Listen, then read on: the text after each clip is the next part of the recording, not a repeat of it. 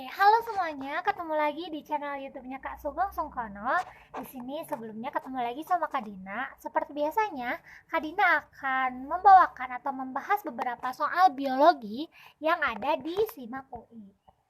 Sebelumnya, buat teman-teman, sebelum menonton ke video, Kak Dina disclaimer dulu kalau misalnya nanti pada saat pemaparan ada beberapa konsep yang mungkin Kak Dina keliru sampaikan, mohon teman-teman untuk perbaiki dan komen aja di bawah, kita diskusi bareng. Oke? Nah, kita lanjutin ke soal kita. Di sini ada soal dari bab bakteri. Katanya, sel bakteri Escherichia coli membelah setiap 15 menit.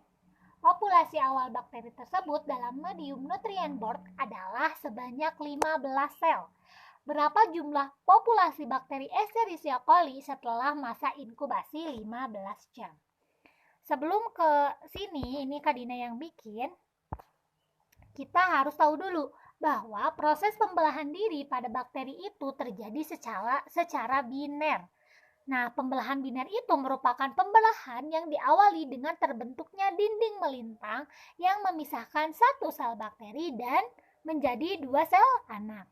Nah, dua sel bakteri ini mempunyai bentuk dan ukuran yang sama, yang literally benar-benar kembar identik gitu ya. Nah, sel bakteri Escherichia coli ini bereproduksinya dengan cara melakukan pembelahan biner, yang artinya dalam satu kali membelah dia tuh langsung punya dua kembar identik seperti itu. Nah, di sini kita lihat diketahuinya bahwa bakteri E. coli ini membelah setiap 15 menit dengan populasi awalnya adalah 15 sel. Nah, jumlah populasi setelah masa inkubasi ada di 15 jam gitu ya, atau 900 menit. Maka bakteri tersebut bisa membelah selama 60 kali. 60 kalinya dapat dari mana Kak Dina? 60 kali itu didapat dari 900 menit dibagi 15 menit menghasilkan 60. Nah, hasil akhir pembelahan itu yaitu sel awal dikalikan dengan 2 jumlah sel anakan yang membelah diri dikali jumlah banyaknya pembelahan. Dengan demikian 15 sel dikali 2 pangkat 60 sel, seperti itu.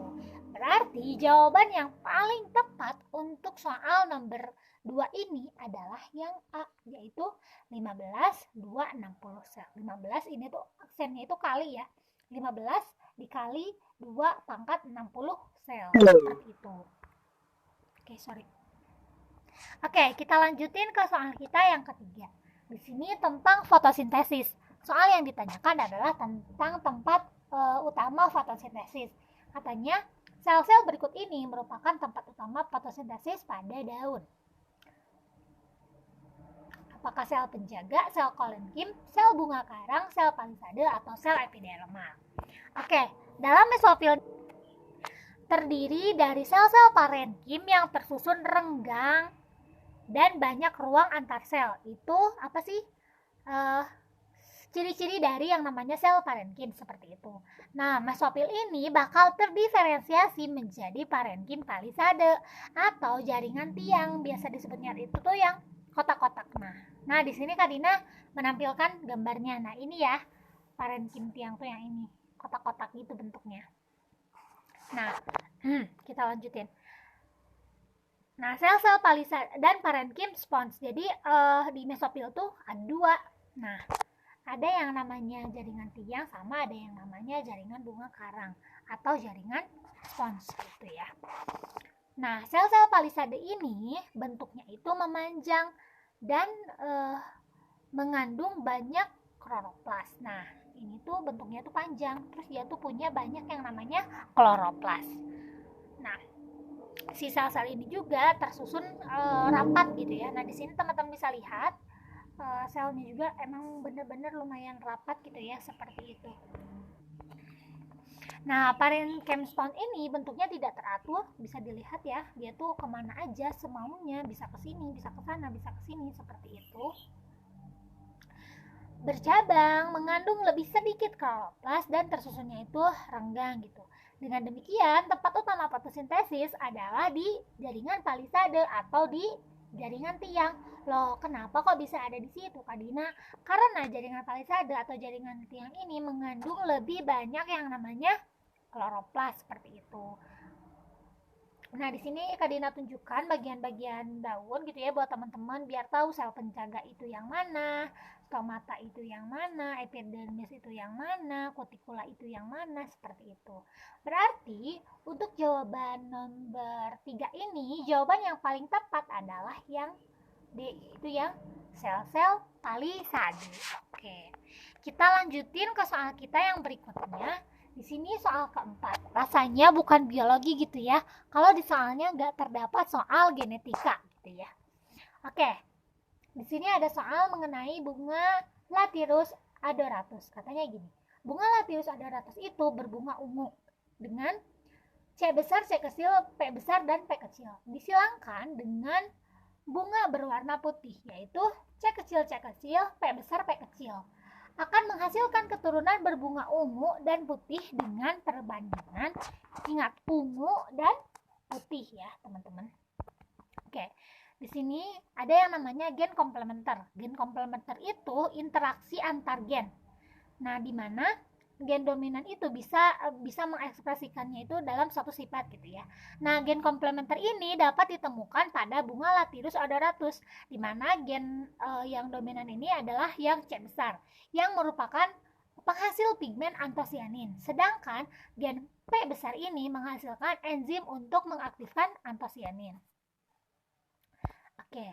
Perlu diketahui pada penyimpangan semu dengan sifat kriptometri dihasilkan sifat sebagai berikut. C besar, P besar menghasilkan ungu, C kecil, P besar menghasilkan putih, dan C kecil, P kecil itu bisa menghasilkan warna ungu.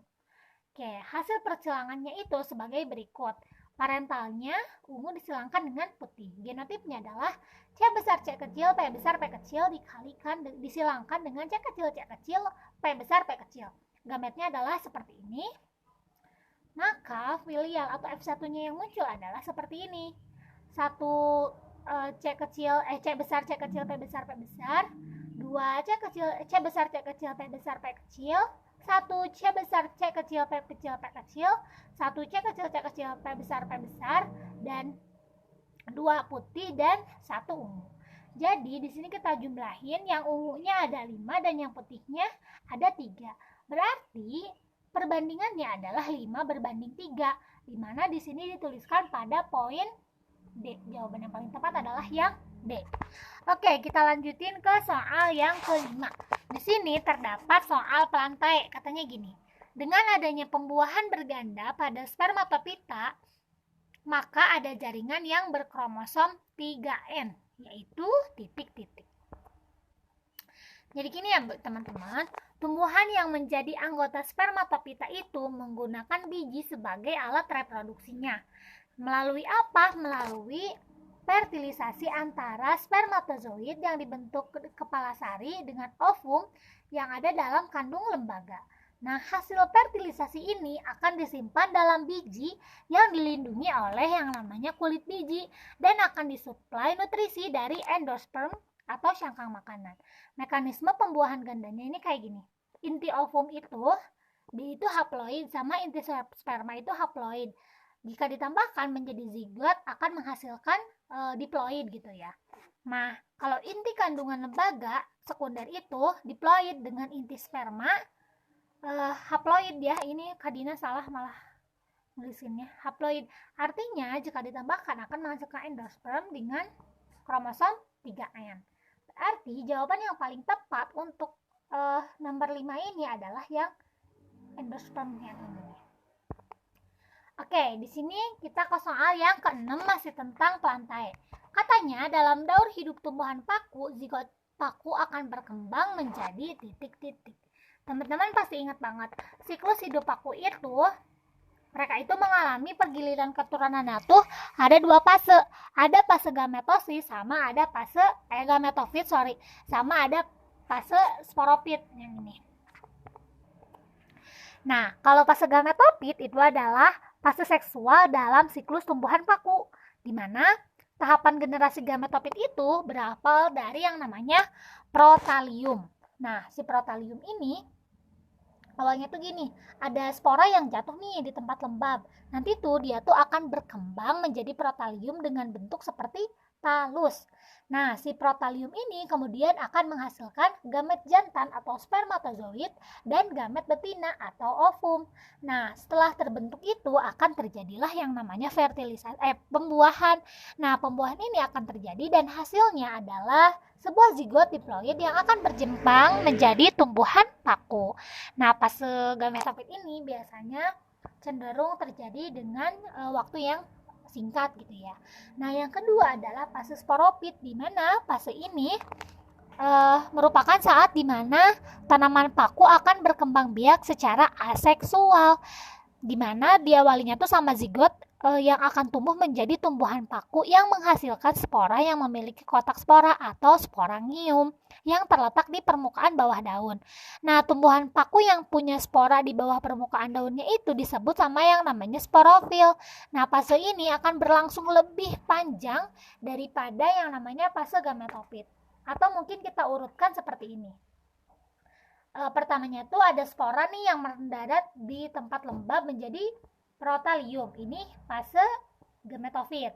Selanjutnya di fase gametofit ini ada si protaliumnya itu akan berkembang menjadi gamet jantan atau spermatozoid dan gamet betina atau ovum.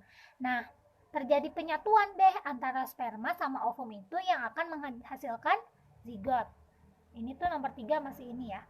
Nah, kalau yang nomor 4 itu udah masuk ke yang namanya fase sporopit, di mana si zigotnya itu akan berkembang menjadi sporopit paku dan tumbuh menjadi tumbuhan paku yang biasa kita lihat.